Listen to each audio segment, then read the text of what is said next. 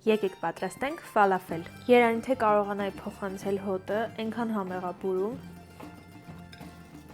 Սա էլ ներսի հատվածն է, շատ համեղ է։ Ազատ քեղը, նույն ինքը մաղադանոսը, համեմը, սոխը եւ սխտորը հարում ենք բլենդերի տարայի մեջ։ 3-2-1։ Ստացվում է այսպես թանձրուկ։ Հիմա այս թանձրուկի վրա ենք ավելացնում նախապես խաշած սիսերը։ Ավելացնում ենք աղ, պղպեղ, քիմիոն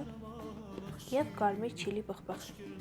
Այս զանգվածը կրկին հարում ենք բլենդերով։ Այսպիսի զանգված պետք է ստացվի, ավելացնում ենք այստեղ պաքսի մատ ու լավ խառնում ենք։ Այս զանգվածն այսպես ծածկում ենք և 1 ժամով ուղարկում սառցեխցիկ, կներեք, սառնարան։ Մեր զանգվածը արդեն սառել է, հիմա պետք է ստանալ գնդիկներ։ Ես անում եմ մոտավորապես այս չափի։